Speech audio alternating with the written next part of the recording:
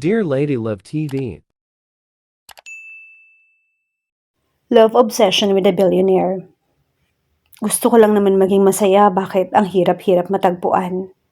Tunghayan natin ang ikaapat na bahagi. Mainitin talaga ang ulo ni Commander. Hindi ko na pinansin si Lay. Binalingan ko na lamang ang natutulog na si Yela. Maya-maya ay nagpaalam na rin sa akin ng mga kaibigan ko. Naiwan ako mag-isa sa kwartong yon. Naghihintay ako magising ang pasyente. Kakausapin ko siya at ipaiaalala ko sa kanya kung ano kami. Wala naman kaso sa akin kung ikakasal na siya. Kaya lang hindi ko matanggap. Nakakaramdam ako ng galit para sa lalaking yon. Kung sino man siya. Gusto ko siyang barilin sa bibig para hindi na siya mabuhay pa. Kinuha ko mula sa bulsa yung singsing at sinipat yon. Malaki ang bato. Mukhang mamahalin. Sa loob ay naka-engrave ang pangalan ni Yela. I sighed. Seryoso kaya siya sa pagpapakasal? Pero ayoko.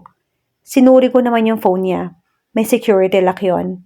Sinubukan ko yung birthday niya bilang passcode pero hindi bumukas. Sinubukan ko ang birthday ko and Viola. Nabuksan. Dumiretso ako sa gallery niya. May hinahanap ako at hindi nagtagal. Ay nakita ko na ang larawan niya at ang lalaking sa tingin ko ay pakakasalan niya. Australiano pala ang lalaki. Mukhang tipaklong. Gingerhead. Hindi naman gwapo. Mas gwapo ako. Kahit ipakita ko kay Lino ang larawan na to, sasabihin niya lang mas gwapo pa rin si Azul. Yela, siya ba? Hindi naman gwapo. And I smirk. Does he satisfy you in bed? Inis na tanong ko. I scrolled her photos again at ang mga sumusunod na litrato ang tunay na nakapagpangiti sa akin. I saw the photo of us taken on her graduation day. Nakatoga pa siya pagkatapos ay ngiting-ngiti. Hawak ko yung diploma niya at suot ko yung medal niya. The next photo was of me. I was lying on her couch, half naked and asleep. She edited the photo, maybe to post it on IG. The caption, "The simple pleasures in life. Seeing him like this is heart-flattering." I sighed again. I'm so sorry, Yela. I mumbled. The next photo was of a baby. Hawak siya ng isang babae. Kamay lang ang kita.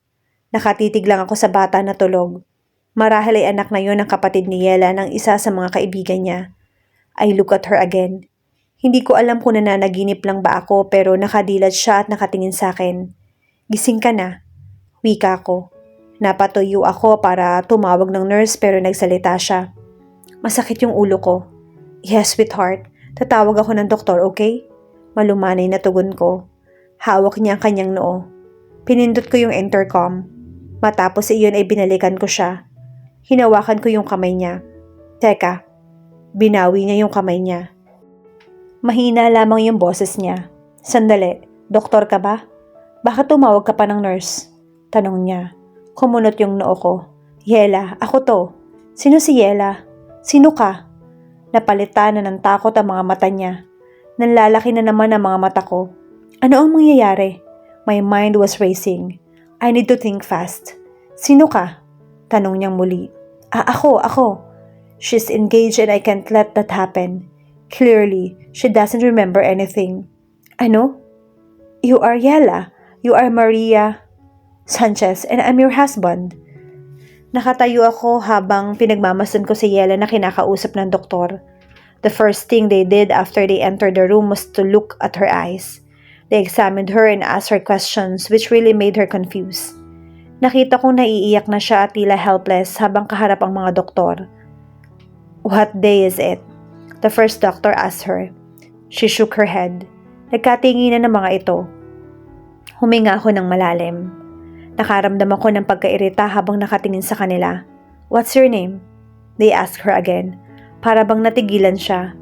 Dahan-dahan siyang tumingin sa akin na tila ba nang hihingi ng tulong. He said, he knew me. Lumapit ako at hinawakan ang kanyang kamay. Binalingan ko ang mga doktor. Magsasalita na sana ako na magtanong na naman sila. Alam mo bang na-aksidente ka? Anong aksidente? Tanong niya pa. Hindi ko na napigilan yung sarili ko. I snapped. Can you just leave her? You're all making her confused. Leave. Tinaasan ko sila ng boses. Nagkatingin na naman ang mga doktor at muling bumaling sa akin. We need to talk to her later. Sabi nila. Wala akong pakialam. Dinaluhan ko lang si Yela at saka pilit na kinakalma. Umiiyak siya. Balisang-balisa at tila hindi talaga alam ang gagawin.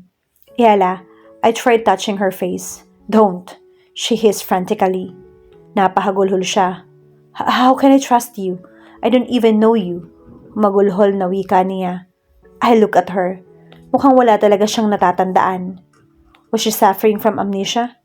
Napalakas nga yata ang impact sa kanya ng sasakyang bumangga sa kanya. So hard that it cost her memories. I cupped her face. Nakikita kong hirap na siyang huminga. Baby, I'm your husband. Sabi ko, paninindigan ko to. Kailangan ni Yela ang protection ko lalo ngayon na wala siyang matandaan. Alam kong mali at ang tama ay tawagan ng pamilya niya o ang fiancé niya para alagaan siya. Pero naiisip kong hindi ko siya basta bibigay kay Sunny na yon. I didn't even know the guy pagkatapos ay ibibigay sa kanya si Yela. Mas mabuti pang nasa poder ko siya habang vulnerable siya at walang naaalala. I don't know that. I can't remember. She whimpered. Oh my God. I am trying to remember. My head hurts. Usal niya. Napakamot ako ng ulo. Paano ko ba siya papakalmahin? Iyak lang siya ng iyak. Bigla ay naalala ko yung phone niya. Nilabas ko yun at saka ipinakita ang picture ko na natutulog sa couch niya. That's you. She realized. Yes, look at the caption. You wrote that, Baby, this is your phone. You have me in your phone, in your couch. See, we're together. I am your husband. Akmang kukunin niya yung phone na bigla akong maalala yung litrato nila ni Sunny kaya binawi ko muna yon. Binura ko ang mga larawan nilang magkasama saka muling ipinakita sa kanya yung phone niya. Itinuro ko kung paano niya yun ina-navigate. She got the hang of it and scrolled the pictures. How come we don't have any photos together if you're my husband? She innocently asked.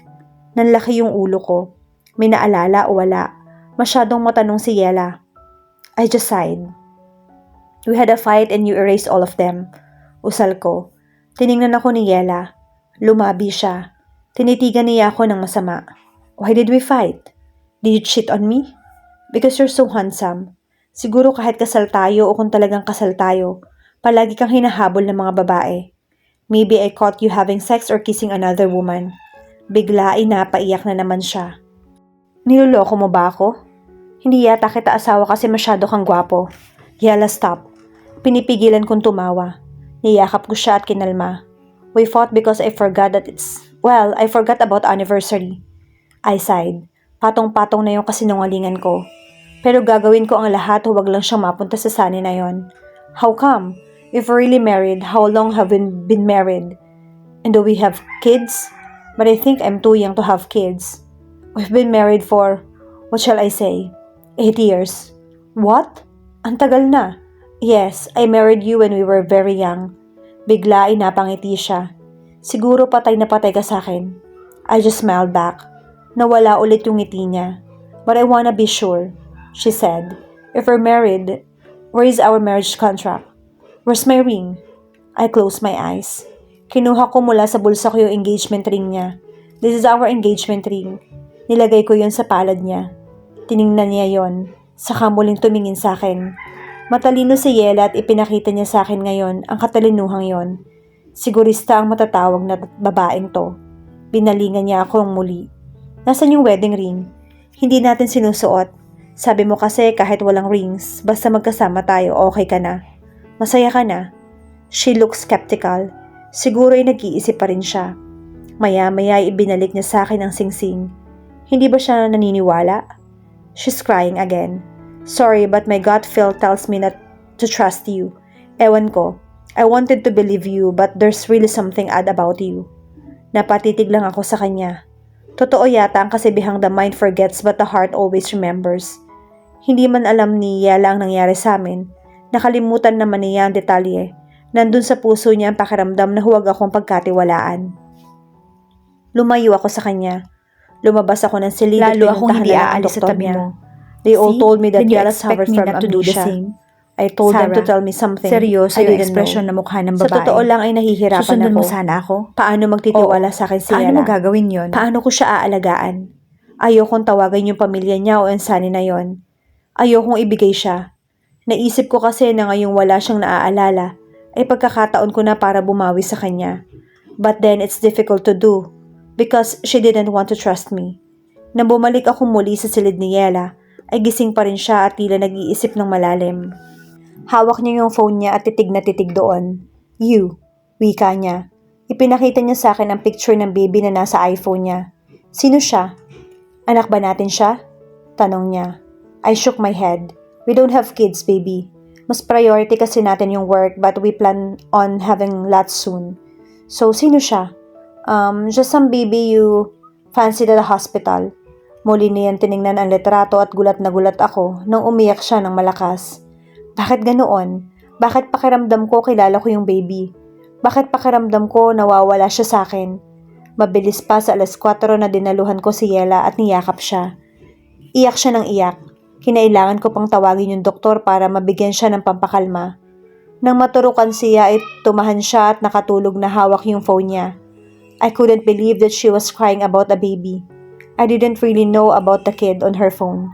Hinaplos ko ang mukha niyang hapis sa kalungkutan. Naisip ko na baka nagpapanggap lang si Yela, but the way she reacted on things, I knew that she had really lost all her memories. You what? Nanlaki ang mga mata ni Alex habang titig na titig sa akin. Nagpunta siya sa ospital at kinabukasan para dalawin ako at si Yela. Dilalhan niya ako ng mga damit at pagkain para sa aming dalawa. Ipinagtapat ko ang lahat sa kanya. Sinabi ko ang nangyari kay Yela.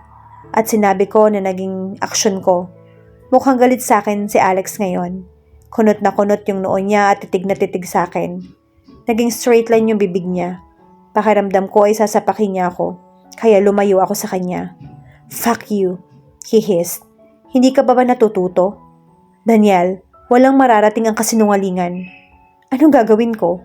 Hindi ko kayang ibigay siya sa lalaking yon. Gusto ko na ako yung mag-alaga kay Yela. Nag-aalala ko sa kanya. I want her safe. Hindi nakakibo si Alex.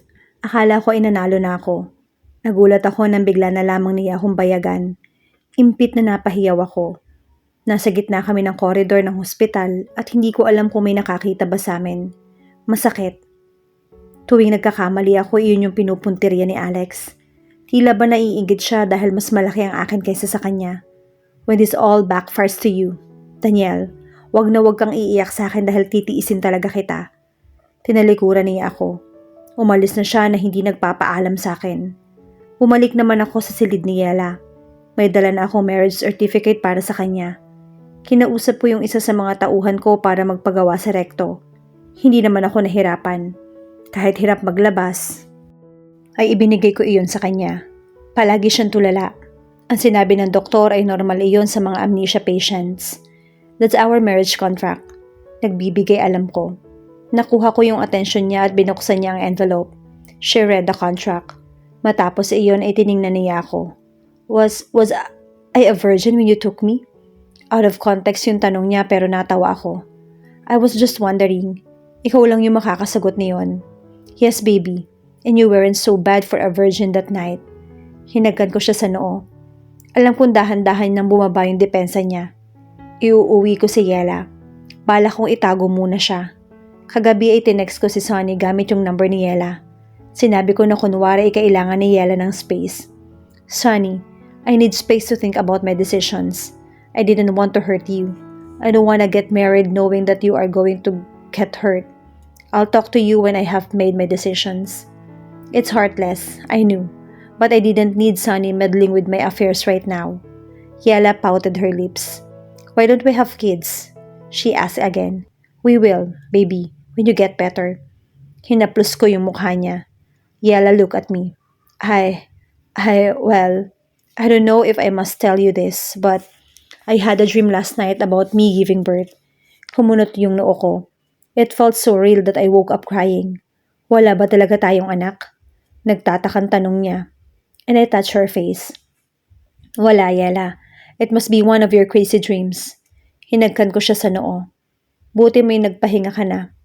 Kakausapin ko yung doktor mo para maitanong kung maaari ka nang lumabas. Pinagpahinga ko si Yela at nang makatulog siya ay saka ako lumabas. I'm sure she was having a dream. Kinonsulta ko yun sa doktor niya at tama ako. Ayon sa kanya ay normal lang sa isang amnesia patient ang magkaroon ng weird dreams.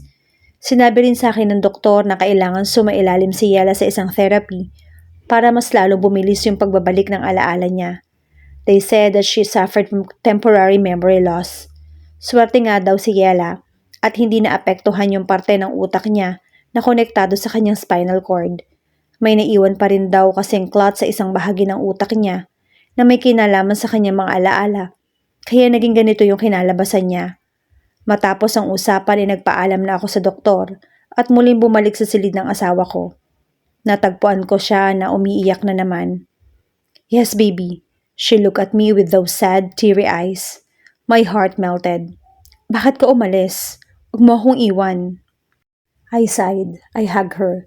I'm gonna take care of you from now on, baby. I won't leave you.